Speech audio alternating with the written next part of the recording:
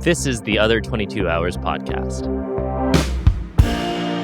Hey, and welcome to this week's episode of the Other 22 Hours podcast. I'm your host, Aaron Shafer-Haiss. And I'm your host, Michaela Anne, and we are in our second year of the podcast. So happy to still be here, and thank you for being here with us. Yeah, we are keenly aware that we wouldn't be able to have recorded and put out now 61 episodes of this show without you guys being here.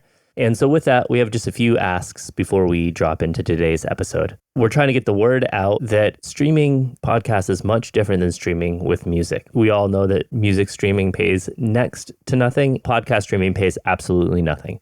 This is a complete labor of love. And so with that, we would love to employ you guys as our community to help grow our community. And there are a few ways you can help with that. The most direct way is through our Patreon.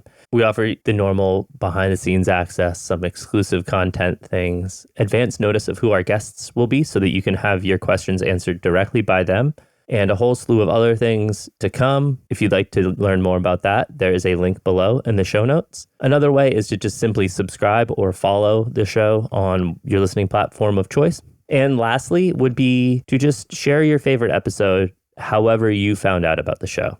If a friend told you about it, tell another friend that has never heard our show. If you saw it on social media, please just share your favorite episode on social media. That brings more listeners our way, and the more listeners we have, the more guests we can have to share great ideas back with you guys. And one thing we really pride ourselves with for this podcast is the fact that we're not journalists. We are musicians ourselves, so we feel that gives us a little different tone for our conversations, where it's less of an interview and more of a conversation about the honest realities of building a lifelong career around your art. Which is an absolutely insane thing to try to do. But it is possible, even though so much in this industry is outside of our control. So with that, we like to focus on what is within our control. And that ends up being our mindsets and our headspace and our creativity in general. And we've distilled that thinking down to a baseline question that is, what do you do to create sustainability in your life so that you can sustain your creativity? And today we got to ask that question of Jim Sonefeld, who is best known as the drummer for Hootie and the Blowfish. He is also one of the main songwriters in the band. He has a great solo career. He is an author, and he was just very open and honest in this conversation.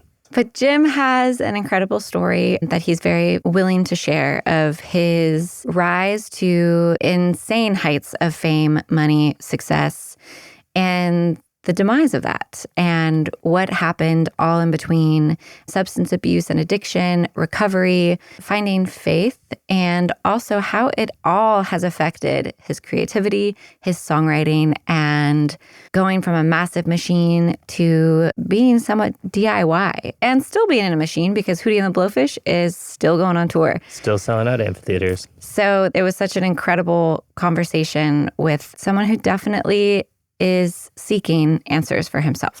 From the get-go, you can tell that Jim is just very self-aware, has a very honest view of life and what we are doing and what this journey is, and this journey being both in the music industry and as beings on this planet. But we don't want to keep you from that conversation. So without further ado, here's our conversation with Jim Sonefeld.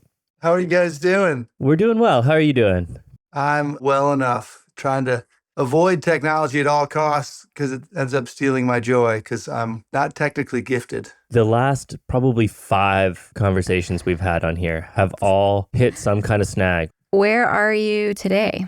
Columbia, South Carolina, where I have lived since I was age 18. And I live here with my wife, Laura, and it's empty because our 5 kids are attempting adult lives. So we're quiet around here. Yeah. How long have you guys had an empty house? For the better part of a year and a half, 2 years. So getting your feet back under you, I guess, in that sense. Yeah, it's all new territories. I always think of, am I going back to a more peaceful life, or am I getting back to a different sanity that I previously had? But I never feel that. I always feel like I'm just continually going into new territories. If I can bring some of my, again, good principles into the new territories, they all seem new because time is evolving, technology evolves, your kids continue to evolve, so they're never technically the same. So it's always new territory. And so we're just in another new territory. And in 2 more years, it'll be the same, another new territory. Don't get used to anything. That's the advice from a parent who's got older kids, is It all changes and the world changes, and y'all are still developing too, believe it or not. As wise and gifted as you are, there's still like learning to be done. Yeah, absolutely. That's a saying I've heard for a long time, but have really been able to feel it viscerally lately. And that's the only constant is change. I grew up in Maine, and the saying there is if you don't like the weather, wait 5 minutes. And especially now with a kid, I've just learned it's the same thing. Just, instead of 5 minutes, you just wait a month or 2 weeks or however. And it'll be completely different.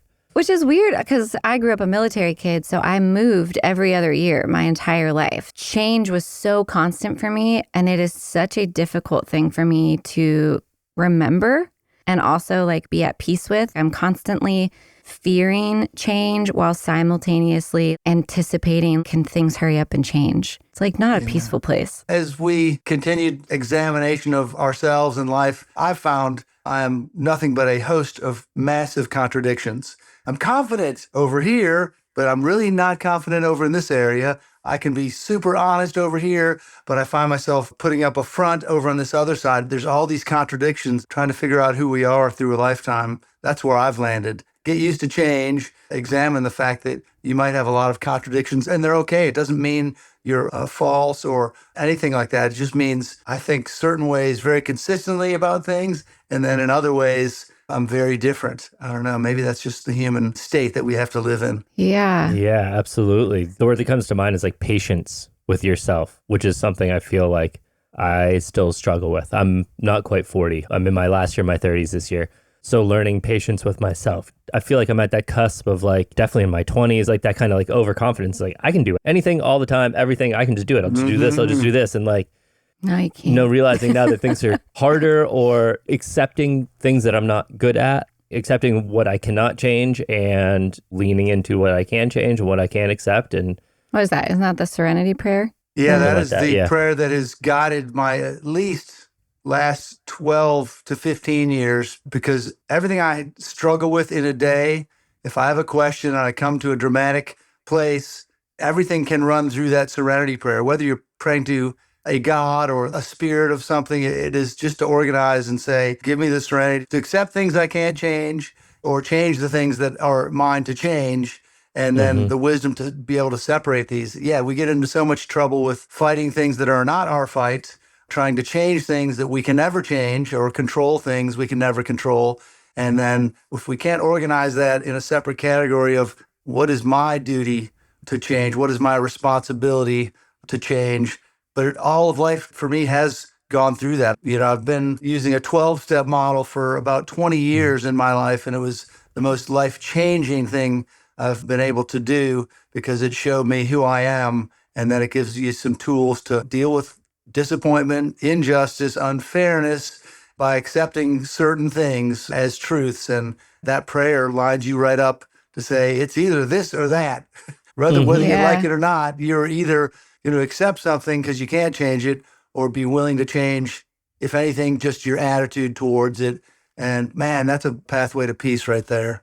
Yeah. Yeah, I found it really helpful. And I've never personally been through a 12-step program. My parents have. I remember going with them when they would go to those, and I'd play on the playground kind of thing. I've, of course, have a lot of friends that have done that, but there are a lot of things from that program that have really resonated with me in that line, living life on life's terms. And another thing that comes from the alcoholic version of the 12-step program being one is too many and 1,000 are not enough, which I've heard people relate to drinks or whatever, but that to me can relate to so many different things where it's just, again, accepting. It's like, not for me.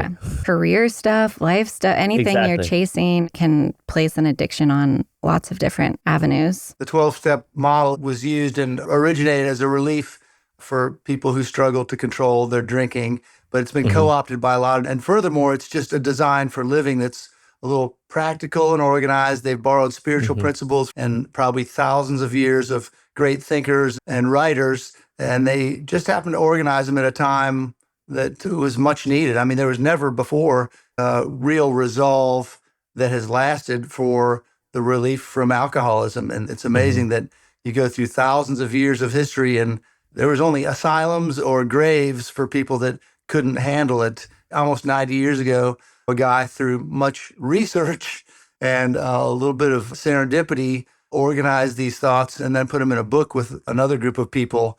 And it's really done a job. And there's a reason it's been co-opted by other groups because it works, overeating, pornography addiction, gambling, codependent thinking. There's a lot of ways that this model can work because it's easy to read. It's 12 steps. You just do them in order. And if you're honest, they can work for you. If you're not honest, they're most likely not going to work for you no matter what. Yeah, absolutely. And like I said, I've never followed one strictly myself, but pulling from them has been huge, especially as Michaela was saying, like with my relationship to achievement or validation or anything like that, anything around what we talk about here, about building a career around my art and my creativity and the inevitable peaks of that and the valleys of that, whatever is below a valley of all of that, like is, pushing a boulder up a hill.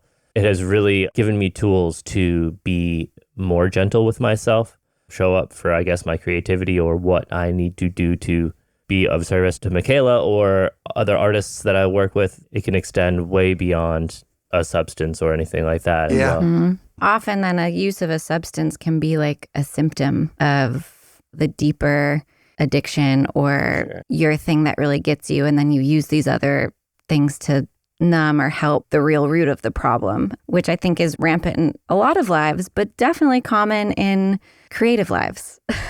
Yes, because creative people often do not have what others call a boss. Yes, So yeah. you can make up your own guidelines and your own business rules, and that often allows a behavior that might not be acceptable in an office or a setting or a corporation. I think artists are the way they are, maybe for some of those reasons too. We like to have the open rein to discover and be curious and fail and succeed, but we don't really want to be held down by a certain set of rules often. It took me a lot of years to understand that about my creative spirit. I always thought I was a rebel, and I really was just not understanding that my creative spirit doesn't need so many guidelines and guardrails. I needed to be open, and so I thought I was winning by bucking authority and putting a finger up to the man, and really I just needed to know that my creative spirit needs to be in my life at the center. When I can express myself, I'm not fighting others. I'm not frustrated. So there's a connection there, I think, that can come if you understanding yourself. And y'all are raising a child will teach you a lot in that category. Very quickly. If you let it, it's also frustrating. It'll teach its own lessons. But I've heard you all say on the pod before too, and connect that raising a child is a creative action in itself. And if you don't have creativity, you're not as well off to deal with that because you got to adjust. You got to figure out new ways to amuse this little mind and body that's in front of you and calm it and soothe it and celebrate it. It's a lot. And if you're not creative, I think it's harder. Yeah. Obviously, you have so much wisdom. You have clearly worked a lifetime to pursue, but just to set it up, that you were the drummer and songwriter in Hootie and the Blowfish, one of the most beloved bands of the 90s. I called my brother before this, just a side note, because I was like, you guys were like the soundtrack to so many of our lives. And I saw you guys in concert when I was like 9 years old. And it's just so many beautiful memories are tied to your band and your songs. But your story is much bigger than just the band that you were in. Can you share a little bit of what has happened since then, your road to recovery, to post the height of fame and your solo career, your writing, your books? Share a little bit of where you're at and what has happened. Yeah, because certainly there are epochs of time. I'm 59. I'll be 60 later this year. So there's epochs. And to answer a question about how I do things or how I navigate life, they look very different through those epochs. In my 20s, of course, I was trying to have the dream. I wanted to write music, and I played in bands, and we learn our craft as writers or performers. And I was just striving for that with youthful energy and perseverance. And in that period, I met my bandmates here at the University of South Carolina in Columbia, and they had the same idea that I had. We want to write original music and really give this thing a shot. And we did that and sort of had put in a bunch of years learning how to do it, seeing what failure feels like, building a small business, learning to negotiate the path before the internet, which meant you had to save money to record in a real studio. You had to buy a van if you wanted to go anywhere, because that was the only way to transport your music. to other audiences. We go so far back, our first few projects were on cassette. When I'm in front of an audience live talking about this, I make people raise their hands who can acknowledge they owned cassettes, which is all the people that are over at least 45 or 50. Or younger. We're not even 40 I yet. had And cassettes. we had cassettes. I was on the Nice. cusp. Yeah, I had cassettes before CDs. Nice. So yeah, you go through, you want to write, you're a dreamer and there's no playbook. And so we, got a little lucky. Well, what they call luck at the high school gymnasium where I went to high school, it said luck is where preparation meets opportunity. So I got to see by the time we'd honed our craft, worked hard, luck came, we got signed, and Atlantic Records let us record a nice budgeted album. And not long after that, a guy called David Letterman, who had the biggest late night show, heard our song, Hold My Hand, which I'd written at the end of college, heard it on the radio and wanted to get us on his TV show in front of his 5 to 6 million fans. And so that luck is where we prepared a lot, and then we were in the right place for something magical to happen, which you kind of have to have both to get way up there. And so those things happen. And then we charge through and we live out our dreams. We record 3 albums in 5 years. We're at the top of our game. We're traveling the world. It's all rosy. It's good change, right? It's not hard change. It's, I can get used to more fans, a paycheck, easy travel, working hard, traveling. That's all easy stuff. But by the early 2000s, we've on the downside of that mountain. Because in this business, you got to be on your game. And even if you're on your game, frankly, the next new thing can sometimes knock you off your pedestal. So the next new thing was becoming the new thing by the early 2000s. And we were struggling to acknowledge our shrinking fan base, started taking, gigs that were smaller and sort of obsessing over the empty seats in the venues, which we eventually had to downsize into. And at that time, I didn't know what to do with that feeling. And emotionally, I was starting a family. So my family life was beginning, and that's stressful and hopeful at the same time. But our careers were most definitely heading downward. And not knowing what to do with that, I did what we always did to celebrate that we get to be musicians who are getting paid and having fans as we lift a drink. You do a shot or you champagne. We toast socially for accolades and achievements and celebrations.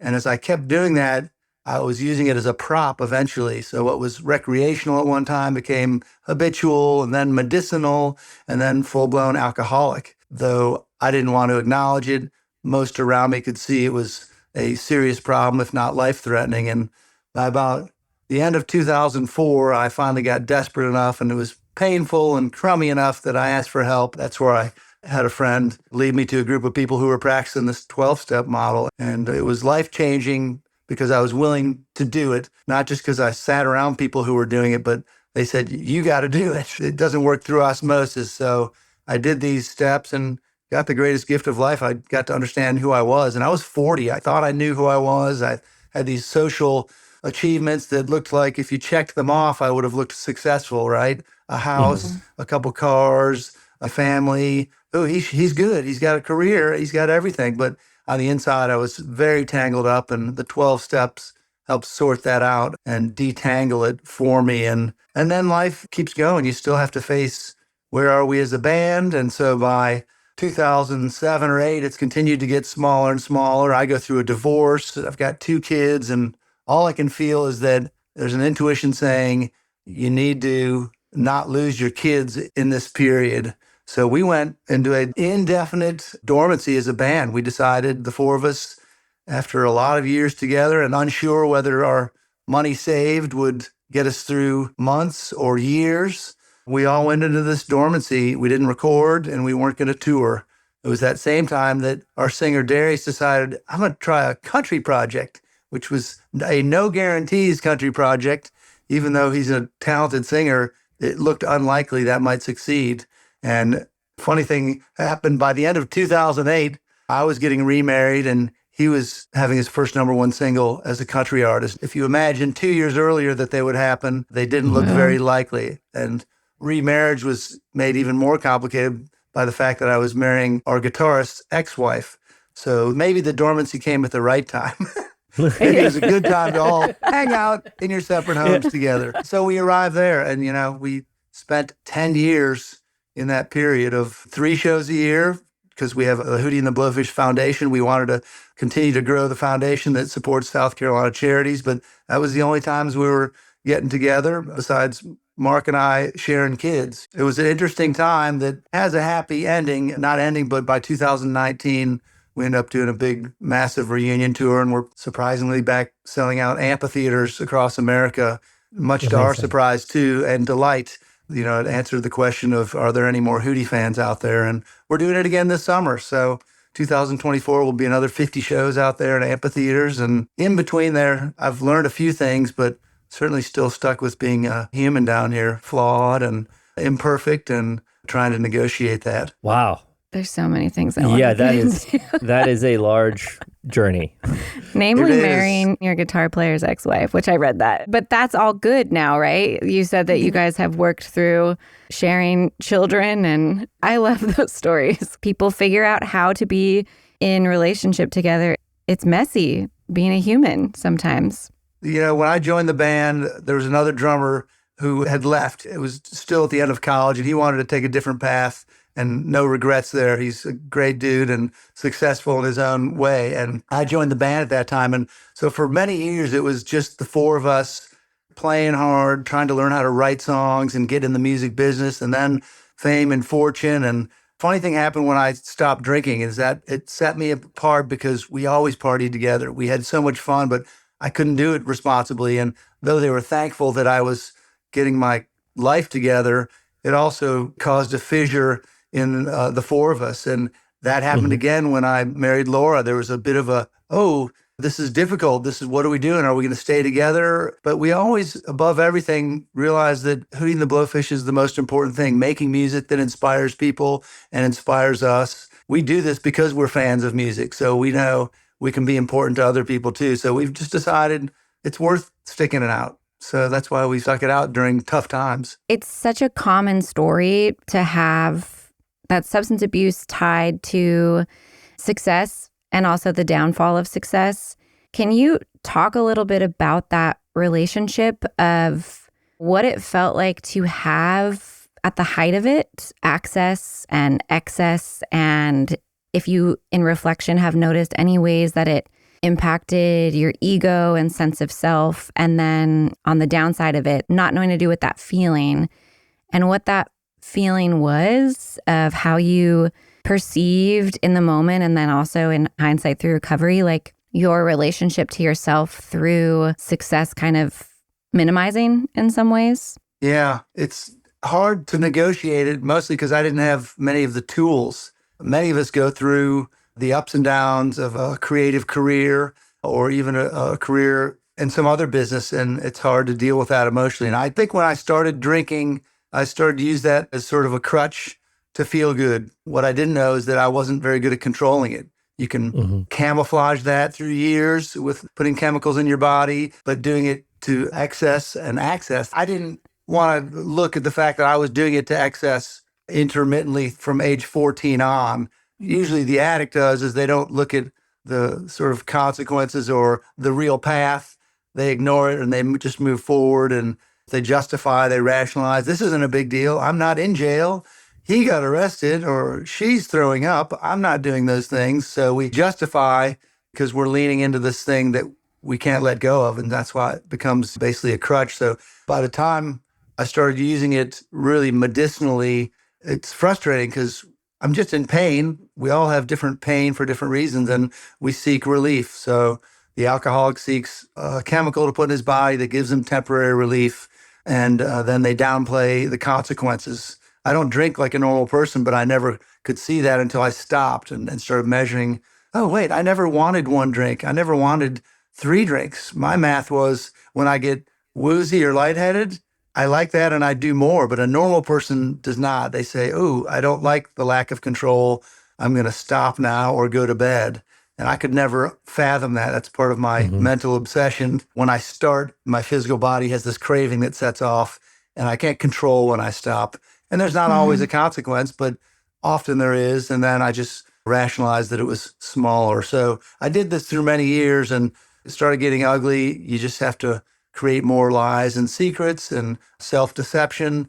And it becomes confusing and frustrating. That's probably why I eventually sought help was because I just was sick and tired of being sick and tired, is what you might hear in a 12-step room. And that was me. I just was too much, couldn't juggle having 2 little kids at home and a wife and a career that was going downwards. Just couldn't do it. And what the 12-step model did is allow me to take a broad picture and deep, they say, a searching and fearless moral inventory, which means I don't try and solve what my problems are or what my grudges or my resentments or my regrets are in my head. I write that stuff out. And that's key to my transformation, is that I tried to solve a lot of things. I can solve some things in my head, right? We're wise, developed, intellectual humans. We can solve things up here instantly.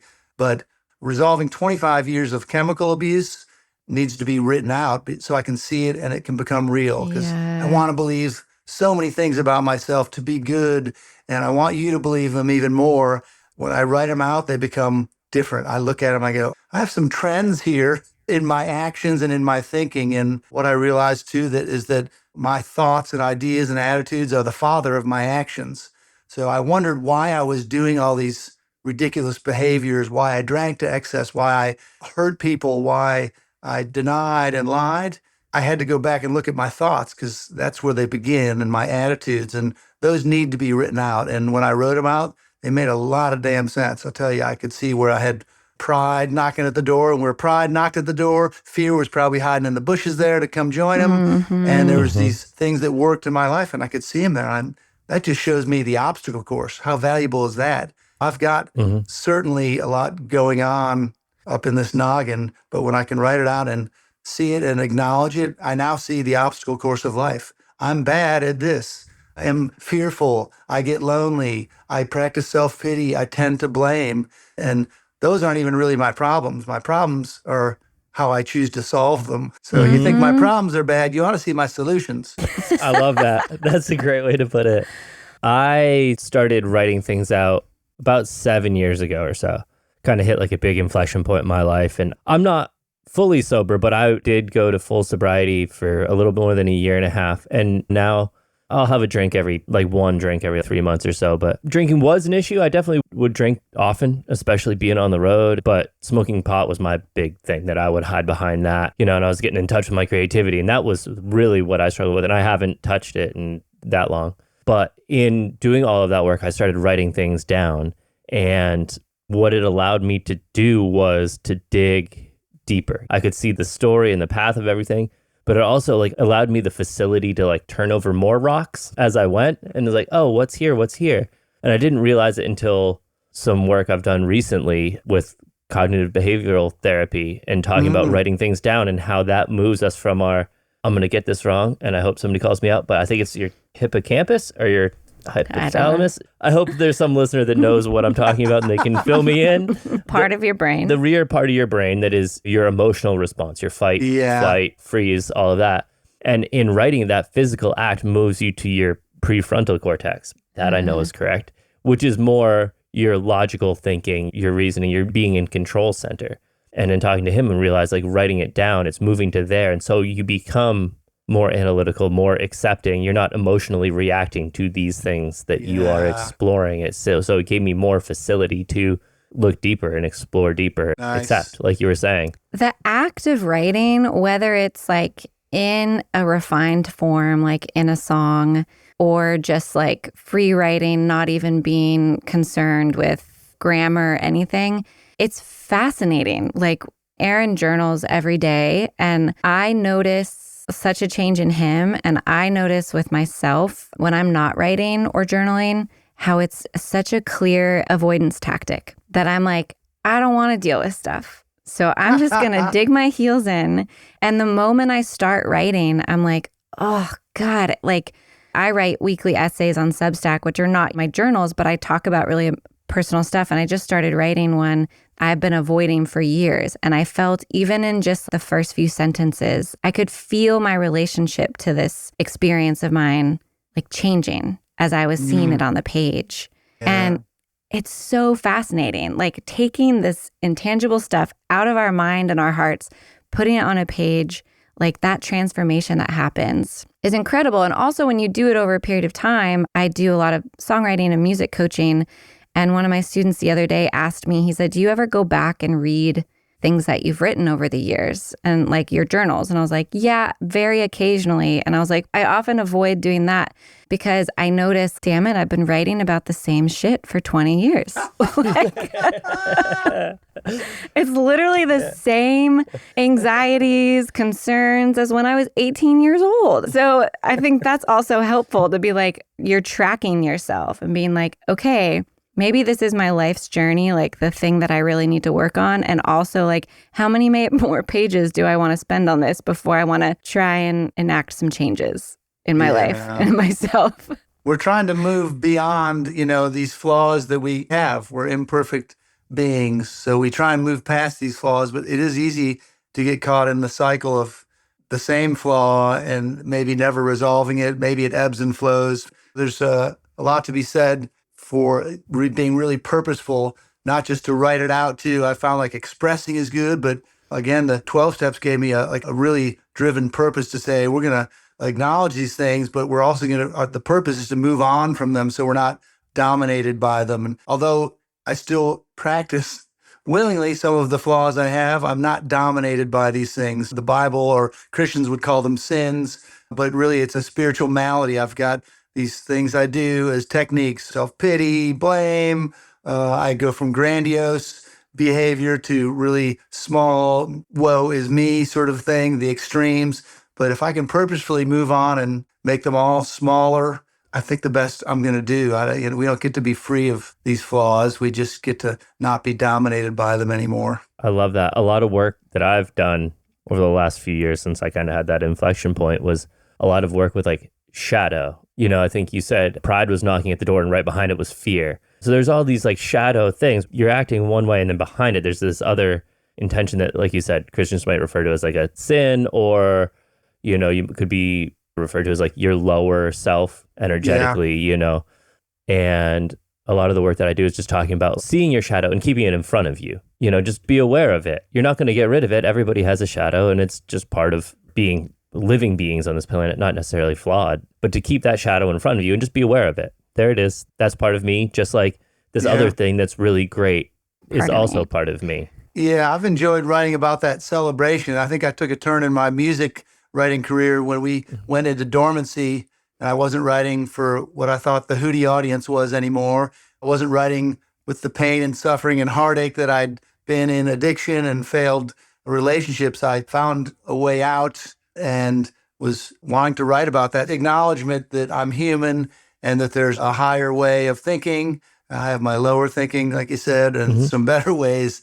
And I wanted to write about that. So that was a big turn for my songwriting too, that I'm still leaning into, is that I want to write about that there is hope for transformation, that love has to be the lead for me, or I'm going the wrong way. Whether it's just loving oneself, but mainly how I can give grace and how I can be more selfless. And I've really enjoyed that, how it's all affected my songwriting too, because I realized at one point, I'm done with writing about, I've ruined this and I broke this and I'm terrible. It can make for a fun song because a lot of people relate to it, but I want to write about, as my wife says, less gory, more glory. Mm-hmm. I love that. And it's the way I speak to groups too. Don't rely on all the backstory of, I was terrible and I failed and I was addicted, right?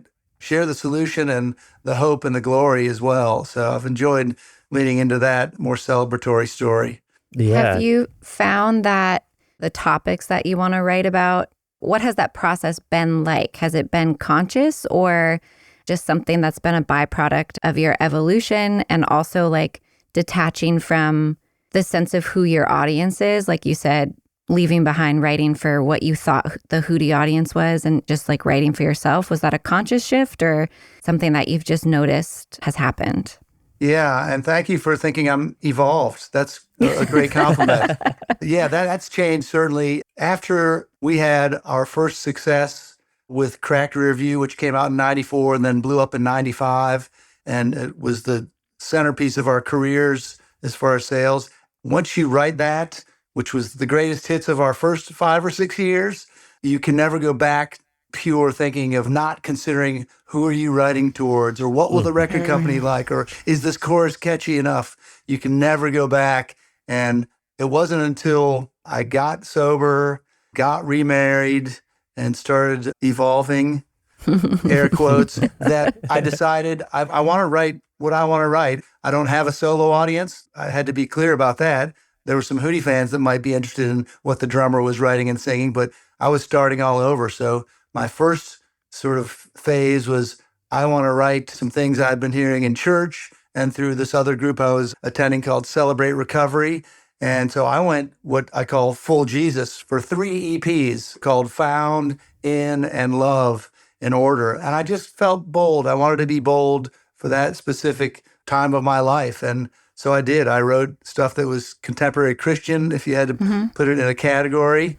And from there, I started realizing I want to widen it a little bit. And so I was writing about more themes that could be accepted by people that didn't want Jesus in their rock and roll.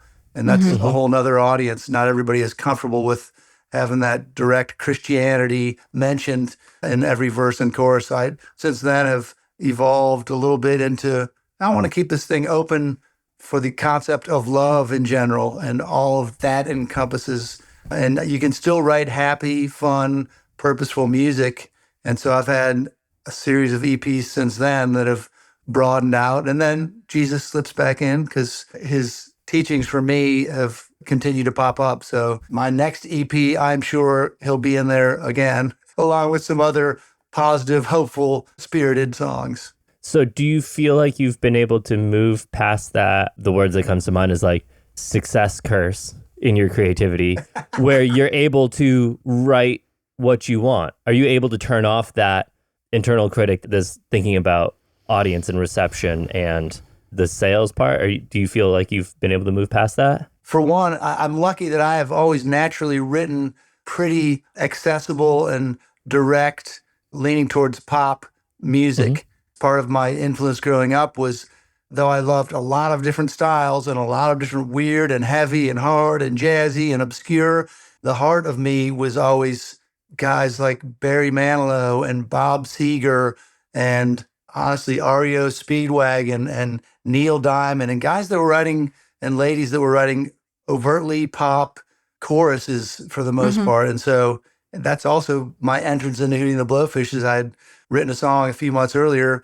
I'd written a lot of songs and a lot of them weren't that high quality or understandable, but Hold My Hand was one that I auditioned for the band, and they asked at the end of the audition, after we'd played 30 REM songs and all these cover songs that we were learning at the time, they said, do you have any original music? And I showed them Hold My Hand. 3 chords, overt, grandiose in the chorus, just simple. If anything, that summed up just my roots and my core, is that I kind of like stuff like that. So I don't ever have to fight thinking it's a sellout to write something that's simple like that or anthemic. That's my nature. So if anything, I have to pull back from that. And over the years, there was always pushback of when I came in with a song, it was like, oh my gosh, is this going to be one of these cheesy ballads again? When they work for you and they sell, it's wonderful, but eventually it can be too much. And so I have to pull back the other way and say, let's just write something that isn't too rhymey or isn't trying to be hooky or maybe even more sincere. I get caught up in rhyme schemes and trying to make it so obvious. Sometimes that's a flaw for me. So I've had to put out a whole album where a guy named Francis Dunnery and I produced it. It came out in 2008, and we just put out the 15th anniversary. It's called Snowman Melting, and he pulled me back the other way. He saw that I had all these big choruses, and as fun as they were, he wanted something more interesting and more personal. So he pulled me way back and said, just write about what's in front of you in a room. Don't worry about rhyming it. Get the deep stuff. Talk about the things you are seeing, and don't worry about love and pain and all the emotion necessarily as the main part. It was a great exercise. I still have to remember of songwriting. You know, it can be different for everybody. So Hold My Hand is such an incredible song. I can summon it in my mind immediately and has such like a visceral emotional response for me of triggering all these memories and associations. Obviously, like you need more than just that. Expanding, but also honoring what your tendency is a really great thing without demeaning like what your tendency is, just because that's what's most natural.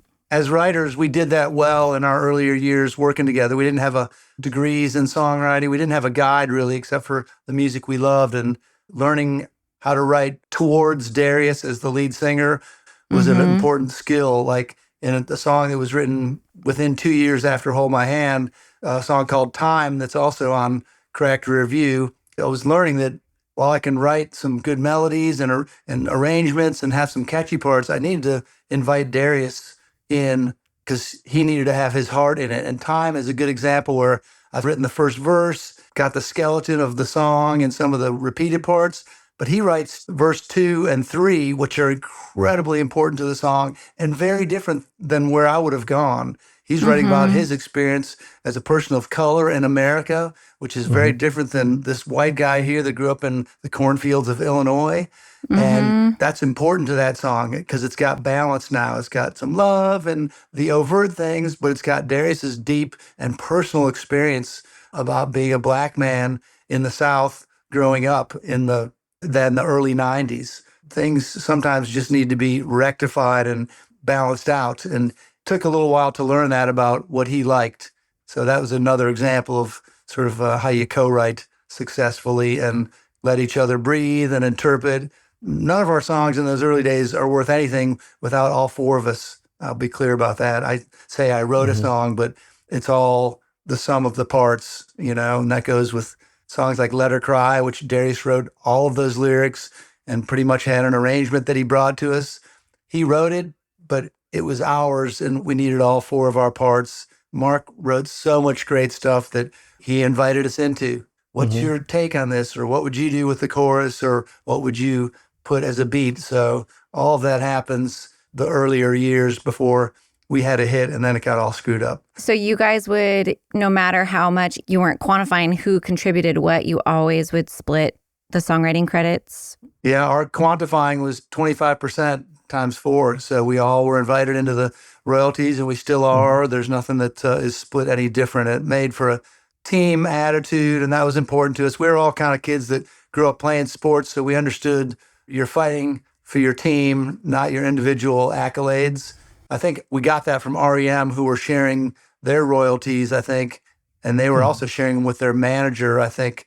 And we also invited our manager into our business, not necessarily the royalties, but it was a 5-way business partnership. We used REM to look at and say, how are they doing it?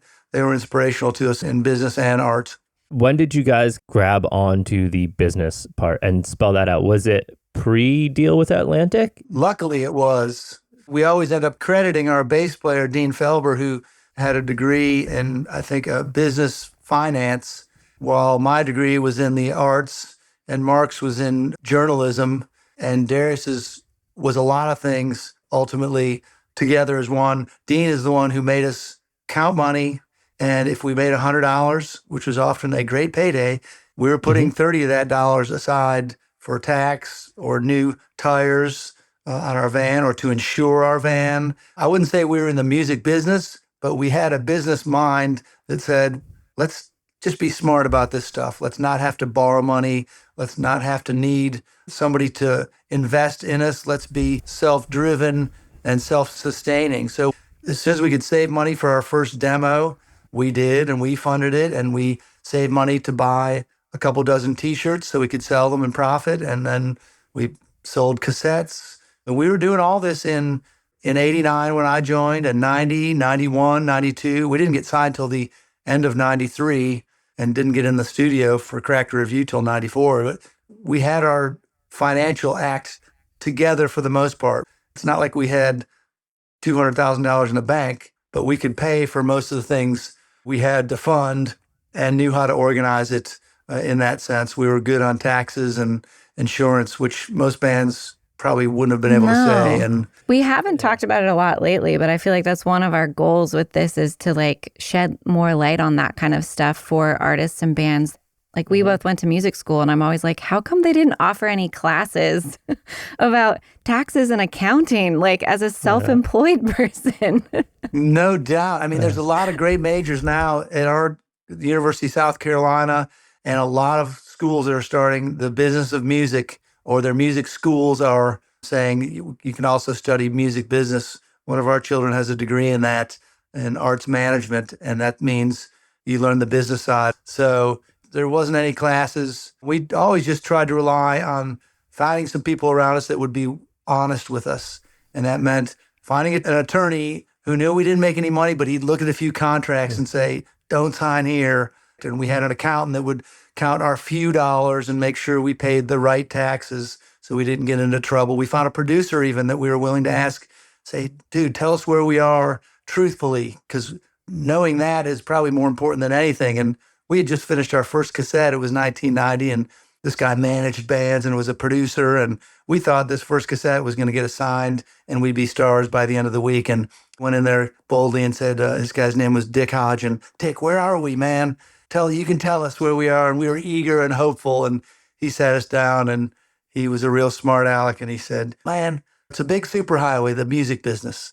And he said, I have no doubt you guys are going to get there, but there's a lot of roads to lead there. And ultimately there's, an on-ramp to that superhighway. There's 4-lane divided roads. There's avenues and even little streets. We said, yeah, Nick, where are we? Thinking he's at least going to have us on the on-ramp. He says, and you guys are in the kitchen looking for your car keys. And we're like, what? Like, it hurt so bad because he was right.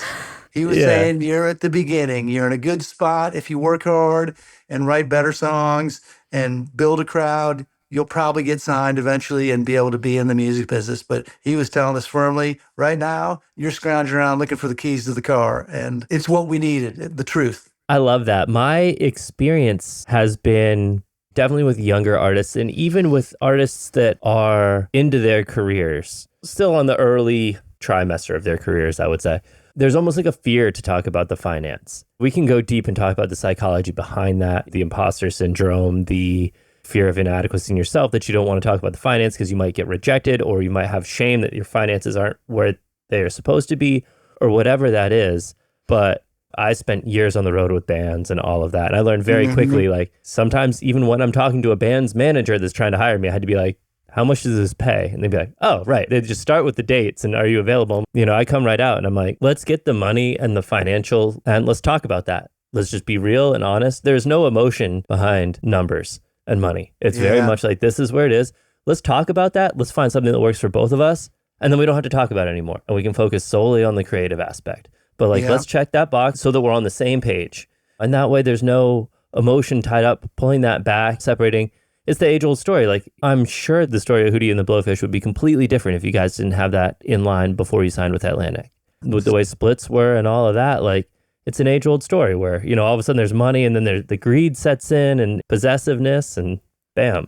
It's a blissful period when you don't have money to argue over, certainly. It's also, I guess called paying your dues. And if you're trying to pay rent with your art, it's a hard avenue. And a lot of artists that I see, including myself, aren't great with doing the numbers. That's not our gift. And some of us do it better than others. But yeah, we managed, like I said, with Dean to make some wise choices. And we didn't have any money. I think we ended up borrowing a little money at the very end just to fund this CD because we were moving into the compact disc format by 93. For the most part, we were just on the edge. Everything that we made, we reinvested in more T-shirts, more cassettes, a newer van that we could finally use. It's blissful. An artist that doesn't need to feed other mouths, it's great. And maybe that's people that are younger can just skid by and they don't need to be rich financially or materially. So we had a blissful period there for about 5-6 years where we didn't have anything. We could barely pay rent, but our audience was growing. We were writing better songs. And we had a few people around us we could trust in the financial area. When you are your own manager, and maybe that's the hardest for younger people because they don't understand the ideas and that the music business can be, and that there's people that are willing to take your dollars if you're not willing to hold on to them and be wise. I'm back in that spot now practically. I book myself for gigs that maybe don't pay, maybe pay a little. I've written a book that I'm going out to also talk and speak on.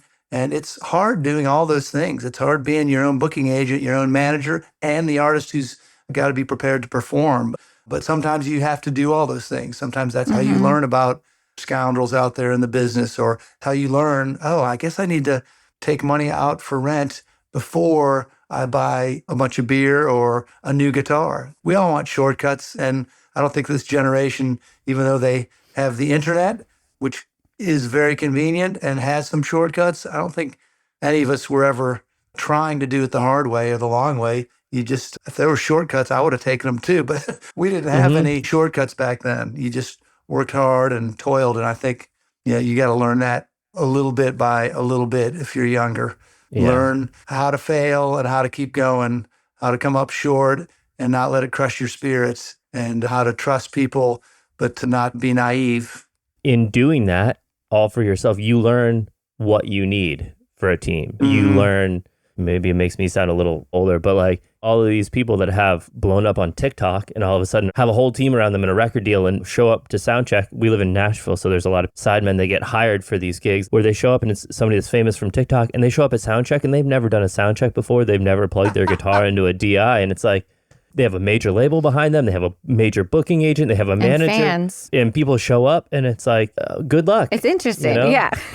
It is insane. I've only recently started hearing stories like the one you just told, and it makes sense. People use the internet to connect with people before they've even developed their skill. And people are always asking, what do you suggest to the younger audience? I'm just like, get in front of some people with your songs and play live. Don't need to get paid, practice being terrible. And the whole convenience of click tracks and pitch correctors that we use to record doesn't go very far when you're standing in front of 45 people in a bar and you can't sing in pitch. You got to go out and do that hard work.